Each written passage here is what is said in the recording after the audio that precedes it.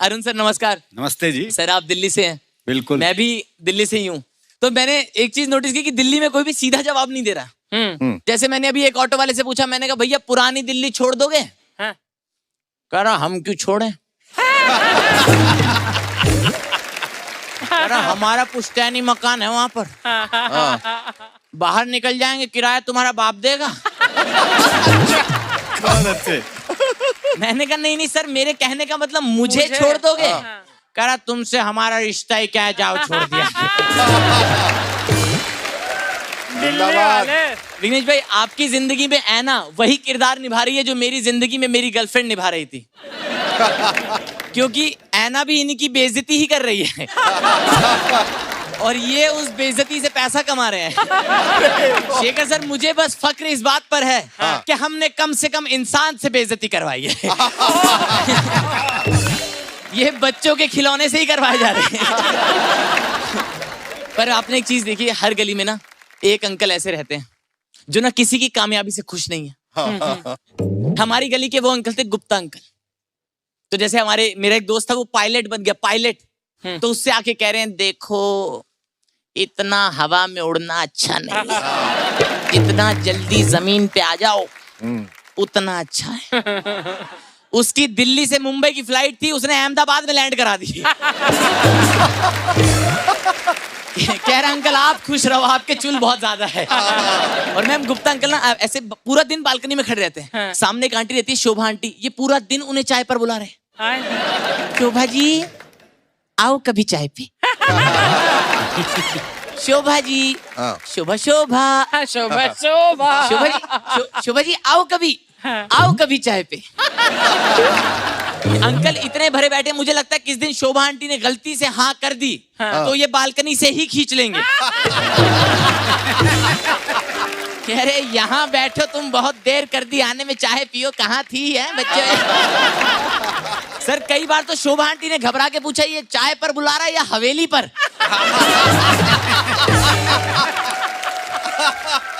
और ये हर बार अलग बहाने से बुलाते हैं कि आ जाओ दूध उबल गया। एक दिन तो हदी कर दी, कह रही शोभा जी आ जाओ। शोभा जी ने स्माइल पास की, इन्होंने चाय चढ़ा दी। एक दिन हमने अंकल को समझाया, हमने कहा अंकल जी अगर शोभा आंटी के हस्बैंड को पता लग गया। ओह अच्छा, आंटी का हस्बैंड भी है। वो आपकी ऐसी प्याली भरेंगे जिंदगी भर केतली गर्म नहीं हो पाएगी।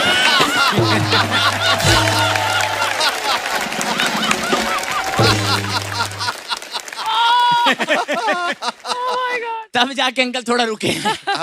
तो मैंने तब पूरा शेर लिखा था कि हर एक दिन के कर्म से पेड़ की बुनियाद बनती है, इरादे नेक हो तो जिंदगी फौलाद बनती है। क्या बात।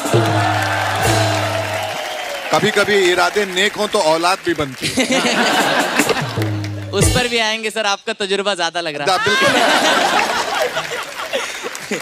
पर मैम आपने एक चीज देखी कि हिंदुस्तान में ना पीने वाले बहुत ज्यादा बदनाम है। क्योंकि हर परिवार में एक मामा थे जो पीकर बर्बाद हुए। हर परिवार में एक मामा थे और घर वाले आज तक उन्हीं का एग्जाम्पल दे रहे हैं। मैम हल्का सा ऐसे यहाँ से ग्लास उठाता हूँ ना, मेरी मम्मी इधर से आ जाती है, कहती बताया था ना मामा बर्बाद हुए थे। वो करने ही नहीं दे रहे कभी भी। और मम्मी ने बताती भी ऐसी है कि बेटे तेरा मामा ना शराब को पानी समझता था। पानी। मैंने कहा कैसे? सुबह उठ के शराब से धो रहे थे।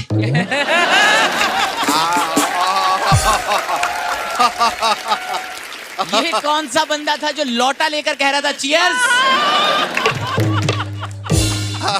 सड़क पर कर रहा है तो उसे ऑन द रॉक्स कह रहा है।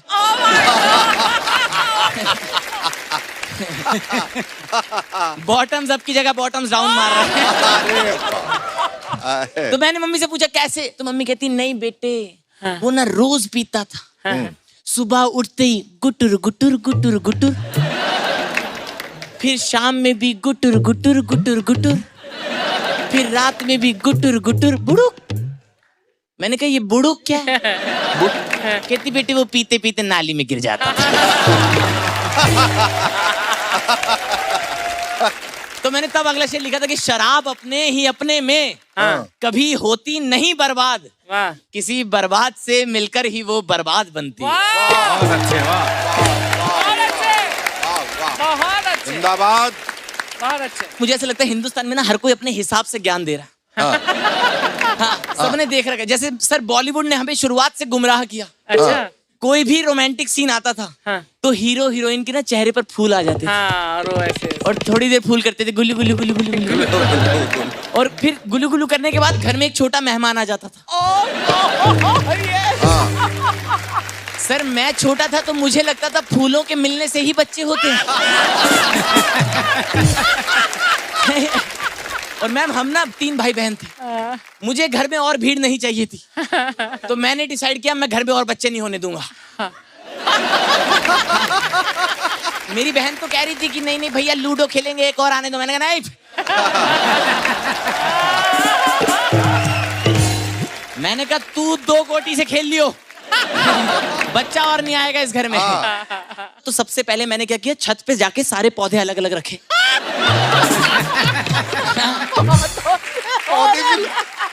मैंने कहा कोई सा फूल मिलने ना पाए। सब